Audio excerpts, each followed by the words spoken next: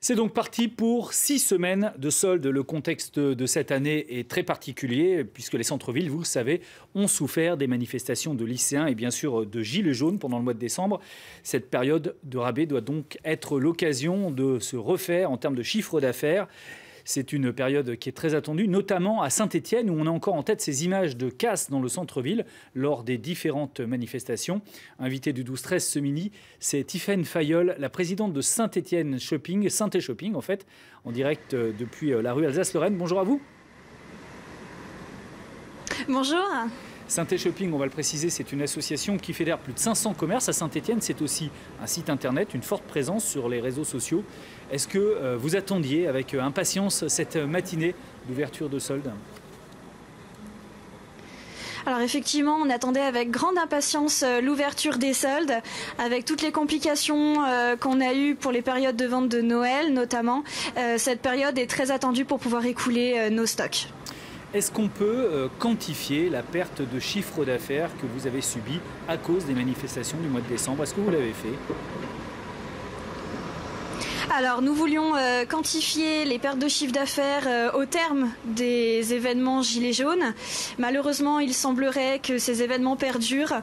Donc le bilan sera fait lorsque ce mouvement se dissipera. On espère que ce sera le plus vite possible, en tout cas pour les manifestations qui ont lieu le samedi en centre-ville et qui perturbent le commerce stéphanois. On parle aussi de conséquences pour l'emploi. Est-ce que c'est le cas ? Est-ce qu'il y a eu des licenciements, par exemple, dans certains commerces à cause de ces baisses de chiffre d'affaires ? Malheureusement, on a quand même eu beaucoup de pertes, y compris en ressources humaines, surtout du chômage partiel. Il y a eu plusieurs demandes qui ont été formulées. Il y a aussi des embauches qui n'auront pas lieu. Et bien entendu, un impact économique très important à venir, notamment sur le début de saison printanière, puisque finalement, c'est là qu'on comptera et qu'on fera le bilan des pertes de chiffre d'affaires réelles sur l'ensemble de nos commerces.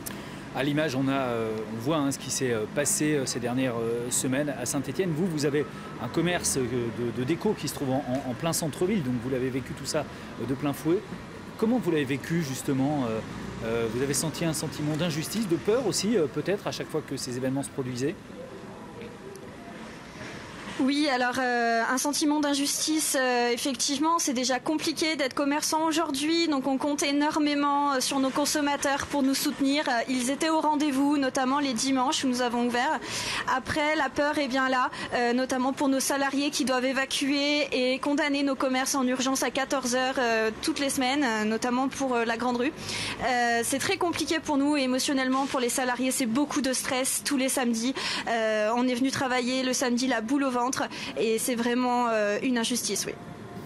Le commerce de centre-ville à Saint-Étienne a longtemps beaucoup souffert. Vous avez créé cette association Saint-É Shopping justement pour le redynamiser avec des offres. Est-ce que vous avez l'impression que ces violences à répétition sont en train de ruiner le travail d'une association comme la vôtre ? Alors le travail n'est pas ruiné. D'ailleurs, avant ce mouvement Gilets jaunes, on avait quand même eu une belle progression au sein du commerce. C'est quelque chose qui revenait régulièrement de la part des commerçants stéphanois, notamment avec la ville de Saint-Étienne, qui est l'un de nos partenaires pour dynamiser le commerce, l'un de nos nombreux partenaires.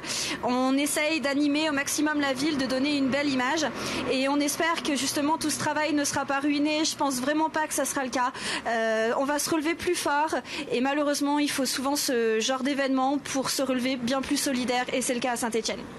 On dit aussi que les soldes sont moins populaires qu'à une époque, d'abord parce qu'il y a des promotions toute l'année, qu'il y a évidemment la concurrence d'Internet. Est-ce qu'on peut attendre autant qu'à une époque de ces soldes justement pour se refaire du chiffre d'affaires ?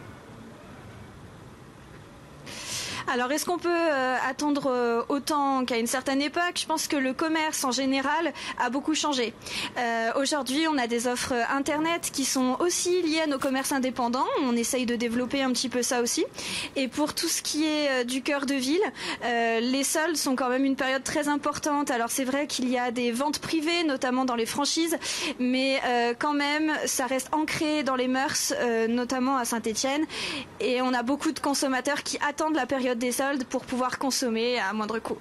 Merci beaucoup. Merci à vous, Tiffaine Fayeul, la présidente de l'association Synthé Shopping, une des principales assos de commerçants de Saint-Étienne, d'avoir été en direct avec nous pour ce début des soldes aujourd'hui.